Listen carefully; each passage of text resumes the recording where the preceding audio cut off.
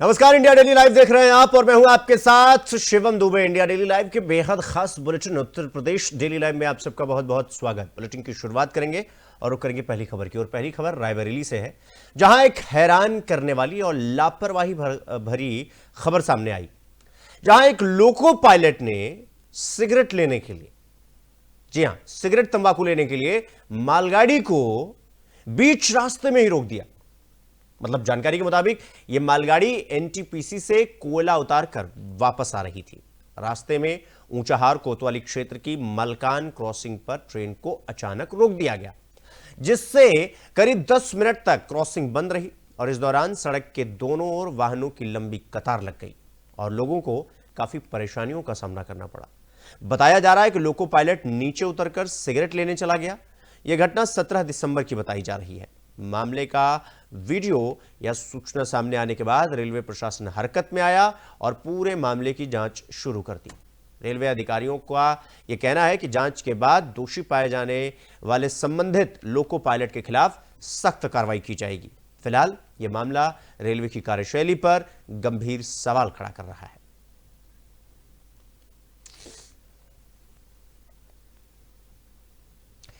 तो अगली खबर झांसी से है, जहां प्लास्टिक स्क्रैप फैक्ट्री में भीषण आग लग गई। आग इतनी भयावह थी कि देखते ही देखते पूरी फैक्ट्री इसकी चपेट में आ गई। घटना प्रेमनगर थाना क्षेत्र की बताई जा रही है।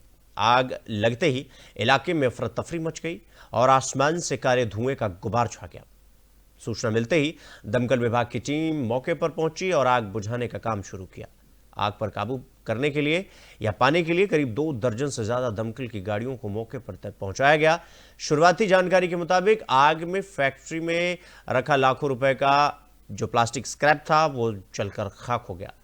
हालांकि राहत की बात यह रही कि इस हादसे में अब तक किसी के हताहत होने की कोई सूचना नहीं है।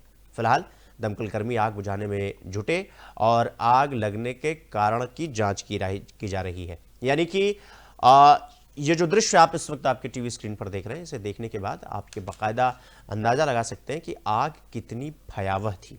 और स्क्रैप, प्लास्टिक स्क्रैप की पूरी ये फैक्ट्री थी जिसमें आग लगी और चूंकि प्लास्टिक स्क्रैप होने की वजह से आग काफी तेज हो गई, जिसे दमकल विभाग ने बड़ी और कड़ी मशक्कत के बाद इस आग पर काबू पाया। हालांकि धुएं का गुबार ही अपने आप में साफ तौर पर यह बता रहा था कि आग कितनी भीषण थी, कितनी विभत्स थी, कितनी भयानक थी।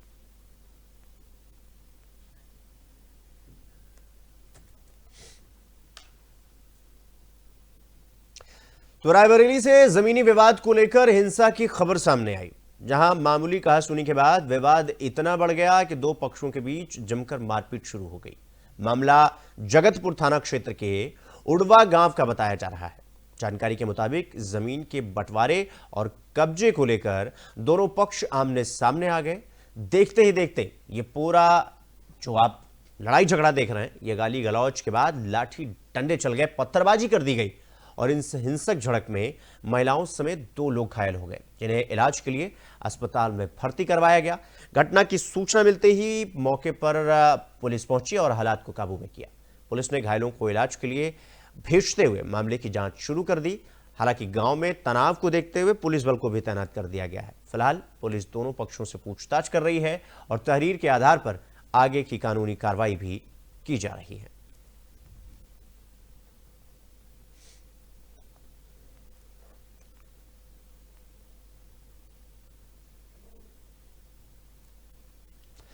तो सोनभद्र से एक चौंकाने वाला वीडियो सामने आया, जहां स्कूल परिसर में छात्राओं के बीच आपसी विवाद जमकर मारपीट में बदल गया। यह घटना अनपरा तापीय परियोजना क्षेत्र स्थित राजकीय इंटर कॉलेज यानी जीआईसी की बताई जा रही है। जानकारी के मुताबिक किसी मामूली बात को लेकर पहले कहासुनी हुई, जो देखते ही देखते हाथापाई में तब्दील हो गई। स्कूल परिसर में छात्राओं के बीच मारपीट होते देख वहां अफरा तफरी का माहौल बन गया। मौके पर मौजूद अन्य छात्र और शिक्षक बीच बचाव की कोशिश करते हुए नजर आए। घटना का वीडियो अब सोशल मीडिया पर तेजी से वायरल हो रहा है, जिससे स्कूल प्रशासन की कार्यशैली पर भी सवाल खड़े हो रहे हैं। फिलहाल यह साफ नहीं हो पाया है कि विवाद किस बात को लेकर शुरू हुआ था। स्कूल प्रशासन द्वारा मामले की जांच की जा रही है और संबंधित छात्राओं के खिलाफ आवश्यक कार्रवाई की बात कही जा रही है। इस घटना के बाद स्कूल में अनुशासन और सुरक्षा व्यवस्था को लेकर भी चर्चा तेज हो गया है।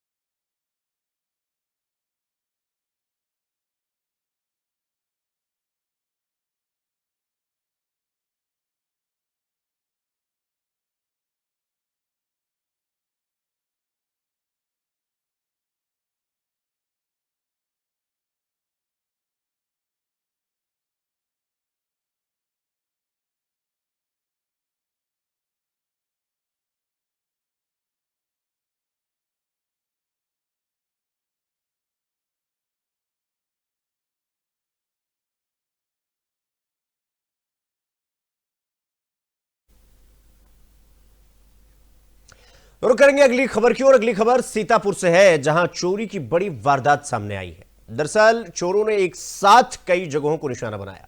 मामला नैमिषारण तीर्थ क्षेत्र का बताया है, जहां बंद पड़े आश्रम और घरों में घुसकर चोरों ने लाखों रुपए के सामान पर हाथ साफ कर दिया।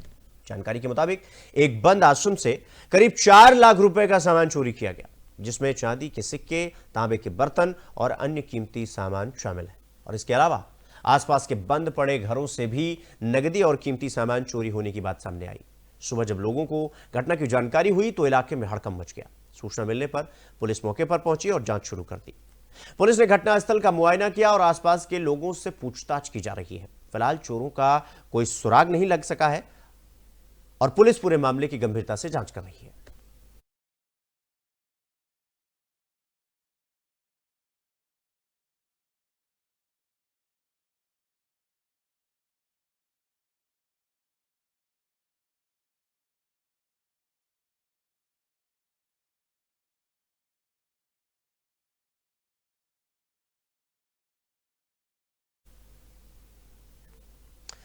तो वहीं लखनऊ के मलिहाबाद से पुलिस गश्त पर सवाल खड़े करने वाली बड़ी चोरी की वारदात सामने आई। दरअसल चौकी से चंद कदम की दूरी पर स्थित फजल ज्वेलर्स की दुकान को चोरों ने निशाना बनाया। चोरों ने दुकान का शटर तोड़कर सोने और चांदी के लाखों रुपए के जेवरात पर हाथ साफ कर दिया। हैरान कर देने वाली बात तो यह है कि पूरी चोरी की वारदात दुकान में लगे सीसीटीवी कैमरों में कैद हो गई। बताया जा रहा है कि फजल ज्वेलर्स का उद्घाटन महज 10 दिन पहले ही हुआ था। घटना के बाद व्यापारियों में भारी नाराजगी देखी जा रही है। सूचना मिलते ही पुलिस मौके पर पहुंची और सीसीटीवी फुटेज के आधार पर जांच शुरू कर दी गई। रबाब मार्केट में हुई इस चोरी के बाद इलाके की सुरक्षा व्यवस्था पर भी सवाल उठने लगे। फिलहाल पुलिस चोरों की पहचान और गिरफ्तारी के लगातार प्रयास कर रही है।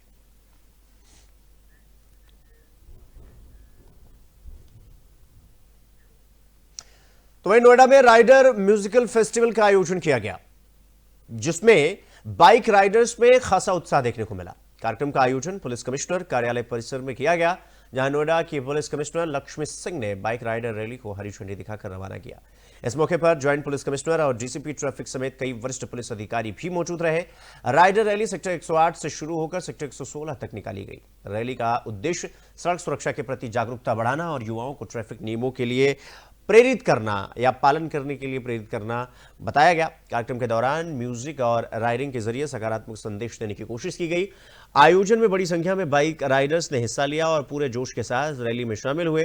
पुलिस प्रशासन ने शांतिपूर्ण और सुरक्षित आयोजन के लिए पूरे इंतजाम किए थे।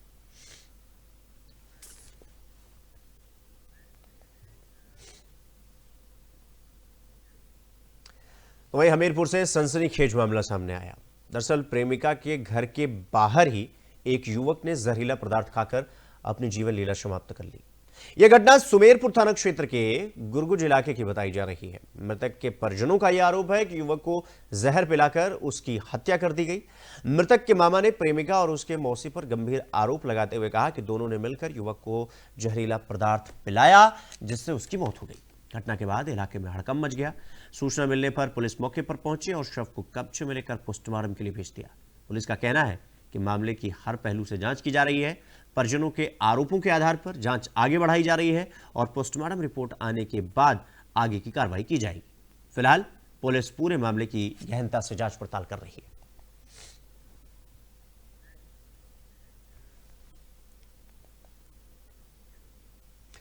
वहीं हरदोई में शटर काटकर चोरी करने वाले बदमाशों से पुलिस की मुठभेड़ हो गई और यह मुठभेड़ सवाईजपुर क्षेत्र में उस वक्त हुई जब पुलिस संदिग्धों की तलाश कर रही थी। पुलिस को देखते ही बदमाशों ने फायरिंग शुरू कर दी, जिसके जवाब में पुलिस ने भी कार्रवाई की। मुठभेड़ के दौरान 2 बदमाशों के पैर में गोली लग गई, जिन्हें इलाज के लिए अस्पताल में भर्ती करवाया गया। पुलिस ने मौके से कुल 5 आरोपियों को गिरफ्तार किया। पकड़े गए आरोपियों पर कई इलाके में शटर काटकर चोरी की घटनाओं को अंजाम देने का आरोप है। आरोपियों के कब्जे से 56,000 रुपए नगद, शटर काटने के औजार और अन्य सामान बरामद किया गया। पुलिस के अनुसार सभी आरोपियों से पूछताछ की जा रही है और उनके आपराधिक रिकॉर्ड भी खंगाले जा रहे हैं। मामले में आगे की कानूनी कार्रवाई की जा रही है।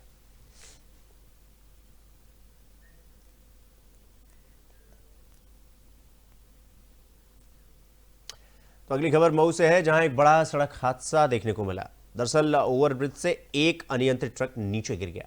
यह घटना सराय लखनसी थाना क्षेत्र के सिकटिया ओवरब्रिज की बताई जा रही है।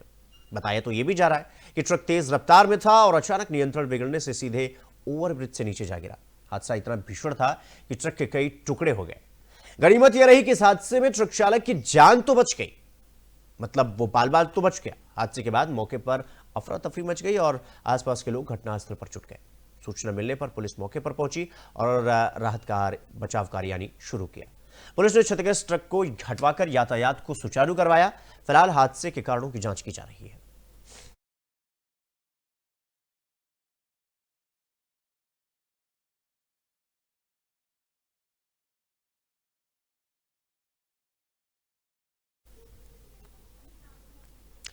तो आगरा में इन दिनों घना कोहरा छाया हुआ है और जिससे शहर का जो विजिबिलिटी है यानी दृश्यता है वो पूरी तरीके से धुंधली पड़ गई है, बदल गई है।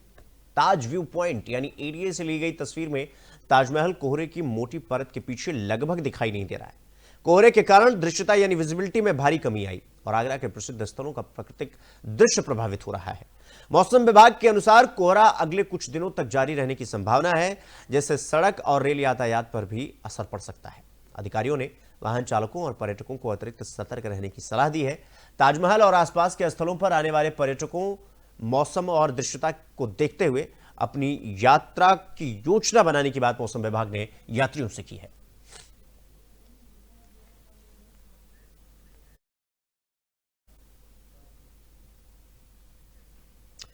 तो प्रयागराज में इन दिनों सर्दी ने बढ़त बना ली है। दरअसल लोगों की दिनचर्या पर इसका खासा असर देखने को मिल रहा है। मौसम विभाग ने घने या बहुत घने कोहरे के कारण ठंडे दिन का जो पूर्वानुमान है वो जताया गया है, यानी प्रिडिक्ट किया गया है। न्यूनतम तापमान 11 डिग्री सेल्सियस रहने की संभावना है, जिससे सुबह शाम ठंड काफी बढ़ गई है। शहर के लोग ठंड से बचने के लिए सुलगती आग के चारों ओर बैठकर खुद को गर्म रख रहे हैं। स्थानीय बाजारों में भी गर्मी के कपड़े और हीटर का सामान की मांग बढ़ गई है। सुबह के समय घने कोहरे के कारण दृश्यता यानी विजिबिलिटी कम हो गई, जिससे सड़क और यातायात प्रभावित हो रहा है। लोग धीरे धीरे अपने कामकाज में कोहरे की ठंड के मुताबिक बदलाव कर रहे हैं और यह मौसम अगले कुछ दिनों तक जारी रहने की संभावना है।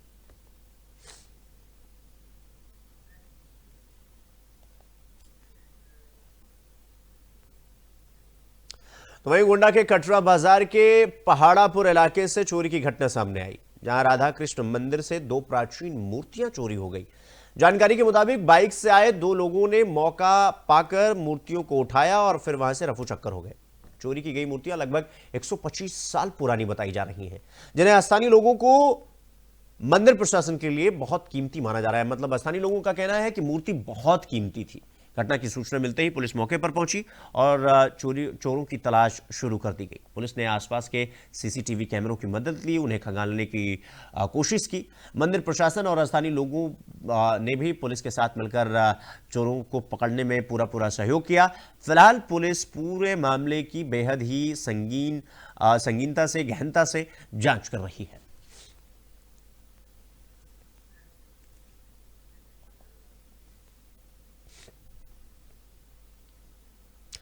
तो अब रुक करेंगे अगली खबर की ओर। अगली खबर बलिया से है, जहां 50,000 का इनामी रॉबिन सिंह मऊ कोतवाली में आत्मसमर्पण यानी सरेंडर करने पहुंचा। रॉबिन ने अपनी बहन के साथ थाने पहुंचकर पुलिस के सामने सरेंडर किया। मंटू और आयुष हत्याकांड में नामजद आरोपी था ये, और इन दोनों हत्याओं के मृतकों ने उसका नाम लिया था। इसके बावजूद मऊ और बलिया पुलिस की 9 टीमें उसे पकड़ने में नाकाम रही थी।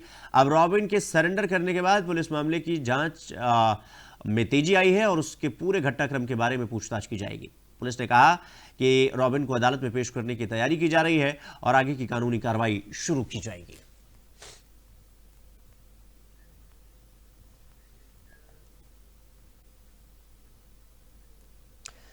तो करेंगे अगली खबर की ओर। अगली खबर ललितपुर से है, जहां शिक्षा घोटाला सामने आया है, जहां चपरासी की नियुक्ति के नाम पर ठगी का मामला उजागर हुआ है। दरअसल जखौरा थाना क्षेत्र के चकनागवास गांव में यह घटना सामने आई, जहां जांच में यह पता चला कि विशेष सचिव की मुहर लगाकर नियुक्ति पत्र फर्जी निकाला गया। गिरोह ने इस झांसे में आकर 40 से ज्यादा लोगों से कुल 48 लाख रुपए ठग लिए। इस मामले में पुलिस ने एक महिला समेत 13 लोगों के खिलाफ मुकदमा दर्ज किया है। पुलिस अब मामले की गहनता से जांच कर रही है और सभी आरोपियों को पकड़ने का प्रयास पुलिस लगातार कर रही है। पीड़ितों को उचित राहत दिलाने के लिए प्रशासन भी अब सतर्क हो गया है।